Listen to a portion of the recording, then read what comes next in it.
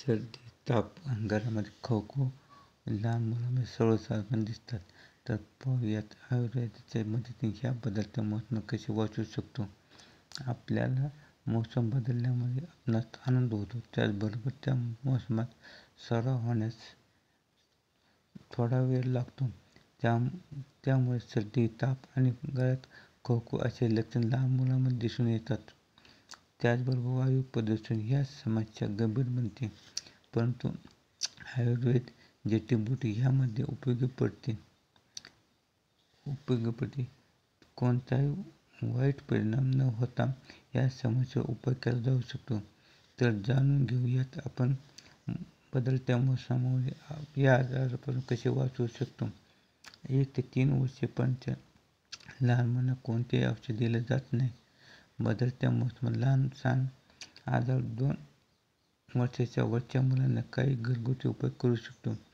ज्या लहान मुलांना खोकला, ताप आला तर त्या लहान मुलांना केळे आणि भात खाऊ घालू नका, त्यामुळे त्यांची खोकल्याची समस्या वाढू शकते.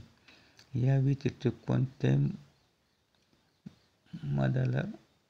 कोणत्याही खाद्यपदार्थामध्ये मिसळून लहान मुलांना द्या, त्याचा असर लवकर दिसतो. 2 वर्षापासून ते 12 वर्षापर्यंत मुलांना सर्दी आणि खोकला, ताप यांची समस्या निर्माण झाली तर आपण त्यांना 1 चमचा तूप, काही थेंब गरम पाण्यात टाकून लहान मुलांच्या शरीरास लेप द्यावा. हा लेप गळ्यापासून ते छातीपर्यंत चांगल्या प्रकारे लावा. रात्री झोपल्यावर त्यांना लावल्यास लहान मुलांना लवकर आराम मिळतो. तसेच आपल्या स्वयंपाकघरामध्ये असलेले जायफळ आणि जायत्री औषधी गुणांनी भरपूर प्रमाणात असते. यामध्ये अँटी इन्फ्लेमेटरी गुण असतात. छातीमध्ये जो कफ आणि ताप यांना घालवण्यासाठी जायफळ आणि जायपत्रीचा सामान घेऊन कुटून मधाबरोबर लहान मुलांना चाटावयास द्या, त्यामुळे त्यांना आराम मिळेल. गळ्यातील कफ आणि बंद नाक यामुळे लहान मुले जाम झाले असते, तर यापासून आराम मिळवण्यासाठी 1 इंचाचा अद्रक आणि 1 चुटकी हळद आणि जुना गूळ घेऊन दुधामध्ये उकळावा.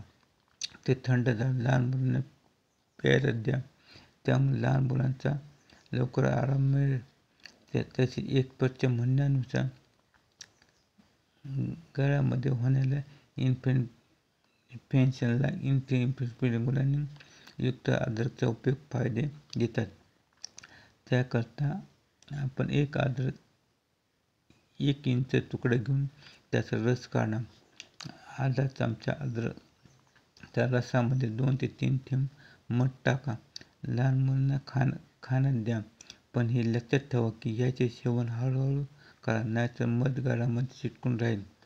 तसेच 1 ग्लास गरम पाणी आणि 1 चमचा मीठ टाकून काही वेळ उकळा.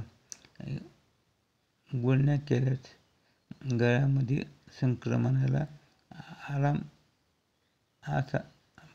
कमी केला जाऊ शकतो. कफ छातीत राहिल्यामुळे नाकातून श्वास घ्यायला त्रास होतो. पाण्यामध्ये असलेले फ्लोरामेंटस मोसम बदलल्यामुळे छातीत जमा होते. याकरता दिवसात 2दा गुळण्या केल्यास आराम मिळतो. ओवा आणि लसूण घेऊन त्याला गरम होईपर्यंत त्याला सरसोच्या तेलात काही वेळ शिजवल्यानंतर ते पाण्यात सोडण्यास फायदा होतो. त्याकरता आपण अर्धा कप सरसोचे तेल, त्यामध्ये चांगल्या प्रकारे कुटून घेतलेले लसूण आणि 1 चमचा ओवा मिसळून शिजवा. त्याला थंड झाल्यावर लावल्यास खोकला, ताप आपोआप बरा होतो. याकरता आपण पंखा काही वेळ बंद ठेवा. आपण हे उपाय केले तर लहान मुलांचे सर्दी, खोकला, ताप या समस्येवर आपण आराम मिळवू शकतो.